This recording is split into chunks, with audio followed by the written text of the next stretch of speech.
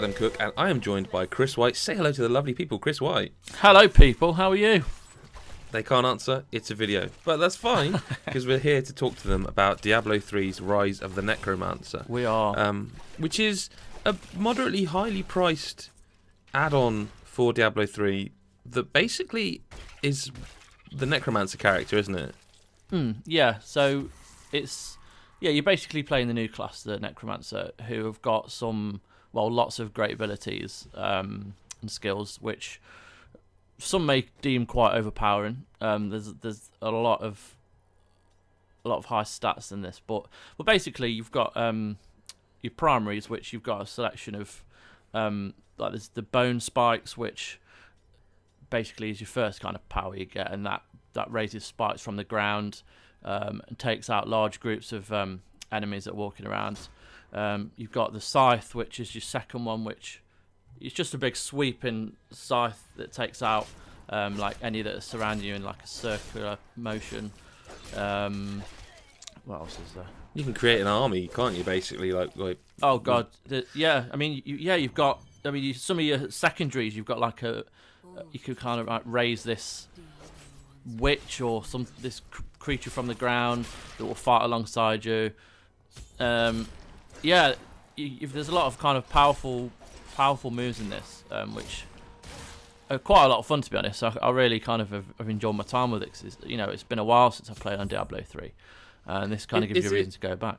Well, that's what I was going to say. Recently, I sort of had a play of the first Breath of the Wild DLC for the Legend of Zelda Breath of the Wild, I should say. Yeah. And I feel like these two are kind of similar. I think obviously there's a bit more to the Breath of the Wild one, but I'm not saying the games are similar. The content here that you're getting, it's like you're paying a reasonably high price for what it is, but it gives you a reason to go back to play a game that you really enjoyed.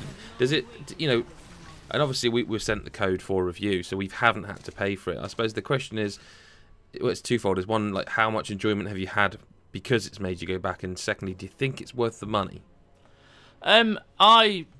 I probably would have paid for it.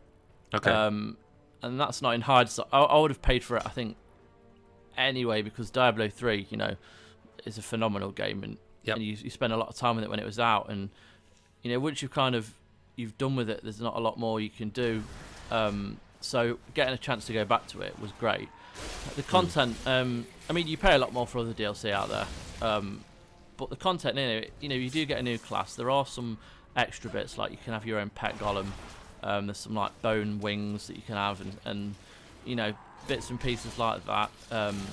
Hero slots. There's quite a bit to it, but in terms of just actual combat and the gameplay, it's just it brings out a whole new side to the game, because it's all based around like life and death and hell, and there's some pretty, like, one of my favourite moves is the corpse explosion. So if you're, and you can play quite tactically with this. If you've got, because obviously Diablo is very heavy on enemies, and you can be fighting up to, like, I don't know, 10, 15, 20 at a time. If you take a load down and then they become corpses, you can then, at whatever point you want, use corpse explosion to basically explode all the corpses on the ground that acts as kind of bombs to any other enemies that you might get. So if you got like a kind of more high powered enemy that like then charges at you, like an ogre or something, you can blow up the corpses and that'll deal extra damage to them, normally taking them out, because as I say, it's quite overpowered in points, which isn't necessarily a bad thing, because once you've spent all that time, you're not bothered about what the game used to be. You just want a reason to go back, so it's fine for and I think it's just great. It's great to have a kind of new class with these powers that are really fun to play with. I suppose as well, like, it's not just like a new skin with new skills. Like, I guess there's voice work and stuff being recorded for the character classes there. Yeah. That's another cool thing. So I started out as a female necromancer, and obviously she's got a whole line of dialogue, and it's kind of typical Blizzard. They put a lot of effort into their voice and character work, regardless of the game, whether it's Diablo or Overwatch. And I mean, I've not played as the male necromancer, but the female, she's great.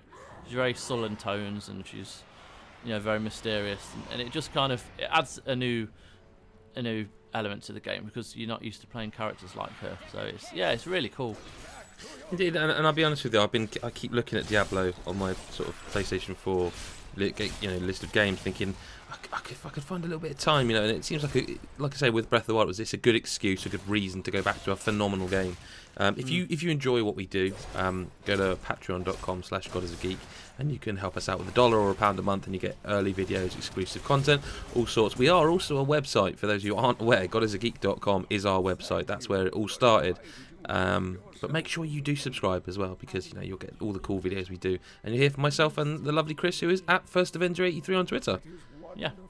So there you go. You can also follow me, but I haven't played this, so you can't ask me any questions. But I'm at GBSF, and of course at GodIsAGeek. Thank you ever so much for your time, and we will see you in the next video. Bye bye for now.